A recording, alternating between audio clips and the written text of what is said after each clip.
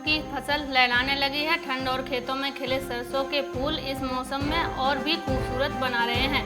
रबी की सीजन में शुरुआती दौर के बुआई वाले खेतों में पीले फूलों की बहार ने किसानों के चेहरों पर सरसों की अच्छी पैदावार की उम्मीद की मुस्कान बिखेर दी है। अक्टूबर माह के पहले सप्ताह में तापमान में गिरावट आने सरसों की फसल की बुआई पूरी कर ली गई है। इससे किसानों को बम्पर पैदावार की आस लगी है।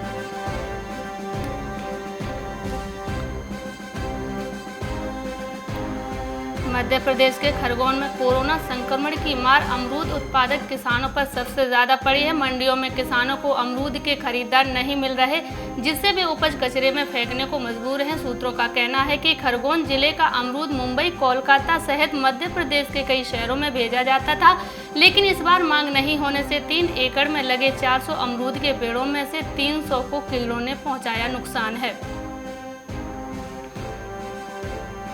उत्तर प्रदेश के मयू में बीते माह में हुई बारिश से नीचे के खेतों में बोई गई किसानों की धान की फसल बर्बाद हो गई है। वहीं बची खुची फसलों को कीट पतंगों ने साफ कर दिया है।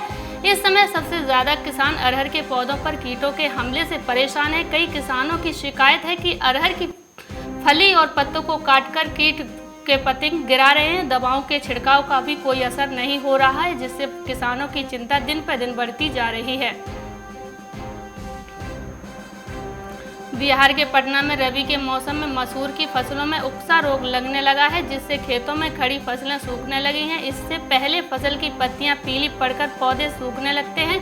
कृषि विभाग भी इस रोग से बचाव के लिए कोई जानकारी नहीं दे पा रहे हैं, जबकि पहले से ही किसान प्राकृतिक आपदाओं की मार झेलते चले आ रहे हैं। किसान चना मसूर की फसलों से अच्छी उपज की उम्मीद लगाए बैठे थे, लेकिन अब जैसे ही फसल धरती से 2 गुना इंच बाहर निकली, वैसे ही उकसा रोग ने अपनी चपेट में ले लिया है।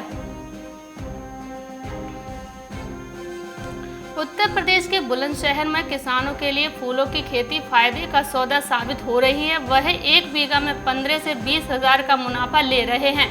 डिवाई क्षेत्र में हो रही खेतों का किसान लगातार रकबा बढ़ा रहे हैं। इसके अलावा जनपद में अन्य क्षेत्र भी किसान फूलों की खेती करके अच्छी आमदनी कमा रहे हैं।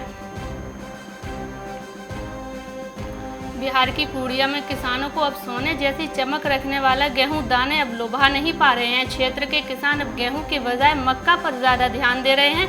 किसानों का मानना है कि डीएपी, यूरिया सहित अन्य रासायनिक खादों के दाम में दिनों दिन बढ़ोतरी हो रही है। इससे किसानों को ज्यादा नुकसान मक्के की खेती की तरफ दिखाई नहीं दे रहा है। मध्य प्रदेश के सीहोर में खरीफ फसल के बाद अब रबी फसल पर भी संकट के बादल मंडराने लगे हैं। किसान पहले से ही परेशान है और गेहूं फसल में लगे जड़ माहू रोग ने उन्हें चिंता में डाल दिया है। ऐसे में किसानों को समझ में नहीं आ रहा है कि वह क्या करें। तहसील क्षेत्र के 25 से अधिक गांवों में तापमान की प्रतिकूलता के चलते गेहूं की फसल जड़ माहू रोग की चपेट में आ गई है, जिससे क्षेत्र का लगभग 1500 हेक्टेयर रकबे की फसल सूखकर नष्ट हो गई है।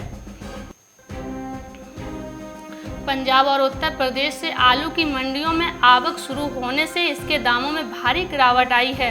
रुद्रपुर मंडी समिति में प्रतिदिन करीब 300 क्विंटल आलू आ रहा है। करीब 7 माह बाद आलू के सस्ता होने से व्यापारियों और आम आदमी खुश हैं।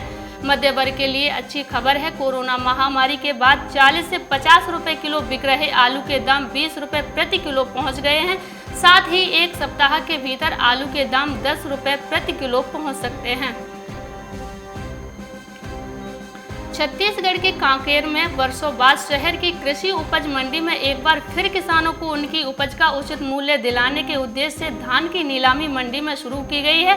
मंडी में नीलामी से व्यापारी धान की खरीदी कर रहे हैं। हालांकि मंडी में धान खरीदी की प्रक्रिया शुरू हुई कुछ ही दिन हुए हैं, लेकिन मंडी में किसानों को उपज का अपेक्षा अनुकूल उचित मूल्य नहीं मिलता दिखाई दे रहा है। मध्य प्रदेश के बदनावर में लहसुन के बम्पर उत्पादन और ऊंचे दाम ने न सिर्फ किसानों की आर्थिक रूप से मजबूती प्रदान की है, बल्कि उनके रहन सहन में भी परिवर्तन की बयार दिखाई पड़ रही है। कोरोना संक्रमण में रोग प्रतिरोधक क्षमता को बढ़ाने में औषधीय गुड़ के रूप में भी इसका उपयोग होने से मांग बढ़ी है। यही कारण है कि इस बार भी किसानों ने लहसुन की रिकॉर्ड तोड़ बोवनी की है।